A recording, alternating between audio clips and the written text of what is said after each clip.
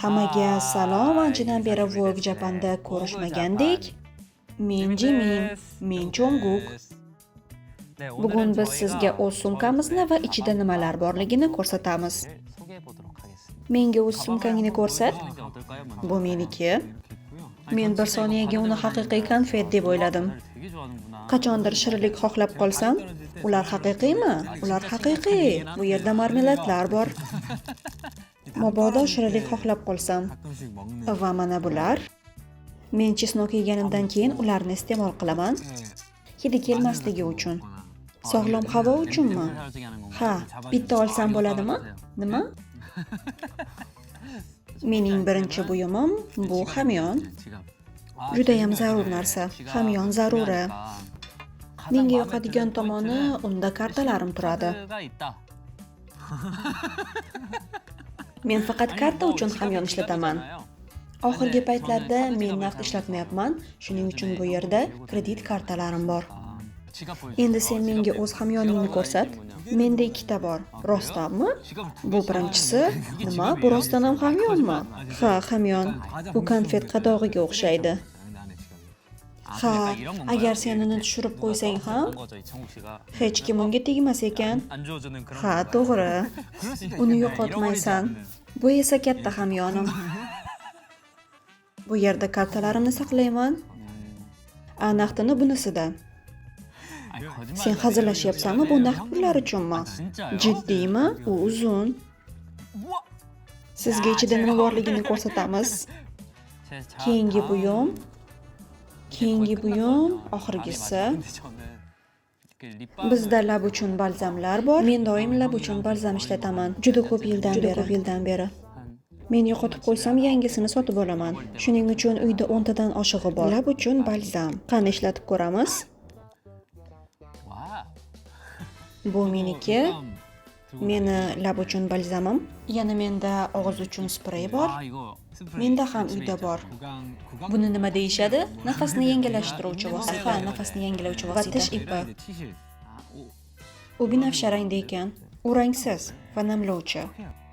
Lab uchun balzamni qanday tanlaysan? Umuman men yog'sizini tanlayman. Shuningdek, menda og'iz yuvish vositasi ham bor. Og'iz yuvish vositasidagi farq shundaki, Koreya va chet el tarkiblari farq qiladi. Bu chet elnikimi? Ha, tarkibi har xil. Bu mashinamning kaliti. Menga hozir mashina haydash yoqyapti. Lekin shaxsan men tez yurishga ishqiboz emasman. Tushunaman. Menda hammasi shular, hech narsa qolmadi bo'sh. Menda ham ko'p qolmadi. Kalitlar, men mototsiklda ham yuraman, shuning uchun bu mototsikl kaliti, bu esa mashinamning kaliti. Keyingisi mana bu men yoqtirgan hid. Bu mening zaryadlovchi qurilmam, telefonim uchun 4 ta simi bor. Bu simlar bilan uyda bo'lmaganingda ham bemalol yashashing mumkin. Sababi shu. Simi buncha ko'p. Naushniklar uchun yonimda doim o'zim bilan kamera bo'ladi. Shunday ekan ularni quvvatlash kerak. Shuning uchun ularni zaryadlab turish kerak. Bunda zaryadlash qurilmasi yordam beradi. Sen hammasini bir vaqtda zaryadlashga qo'yasanmi? Bu menga ishonch beradi.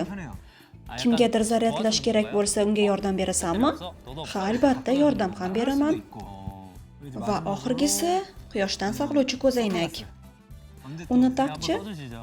Unchalik quyoshdan saqlovchi emas, ko'proq shunchaki qoraytirilgan linzalar. O, juda zo'r. Qora linzali quyosh ko'zoynaklari menga unchalik yarashmaydi. Men ko'proq shaffof quyosh ko'zoynaklarini taqishni yaxshi ko'raman. Ha, yaxshi ko'rinyapti. Ularning shakli ham yoqadi. Demak, sen sayohatga chiqsang, bularning barchasini o'zing bilan olasanmi? Ha. Qaysi buyum senga juda ham zarur? Birinchi o'rinda hamyonim, keyin zaryadlovchi qurilma, tish pasta naborim va og'iz yuvish vositam va yana atirim va bu hamyonim. Ha, yana telefonimni alohida olib yuraman. Bu mening kameram, suratga olish uchun.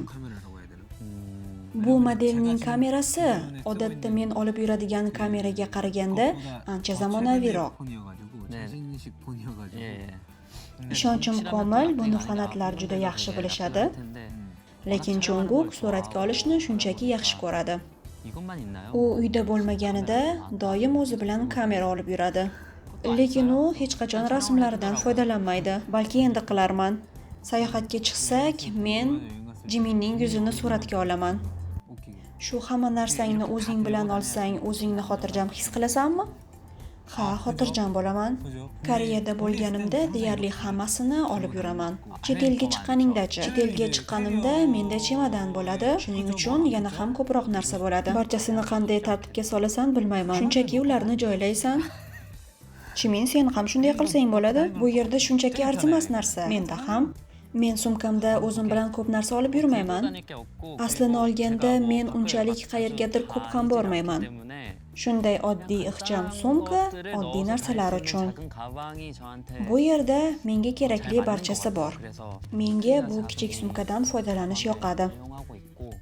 Yoqimli, shundaymi? Endi sen o'z sumkang haqida gapirib ber, Jonguk. Agar men buni debyut vaqti bilan solishtirsam, yaxshiroq bo'lganmi? Men yaxshiroq bo'lganman. Oldin men o'zim bilan ko'p narsa olib yurardim. Menga ko'p bo'limli sumkalar ko'proq yoqadi. Shuning uchun men doim katta sumka tanlayman va unda juda ko'p joy bor. Va yana shunga o'xshash narsalarni biriktirganman, ko'proq narsalar sig'ishi uchun. Menda hech qachon ortiqcha joy bo'lmagan. Bu senga mos keladi. Ryukzak o'zing bilan biror narsa olib yurish uchun ancha qulay. Sumkamizda biror narsalar shu edi. Ajoyib ish. Va sen zo'rsan. Endi ularni joyiga qaytaramiz. Bu vaqt oladi. Hamma narsani olish kerak. Allaqachon men uyga ketishga tayyorman. Tugatdingmi? Bu yerda ko'p narsalar bor. Tayyor. Tomosha qilganingiz uchun rahmat.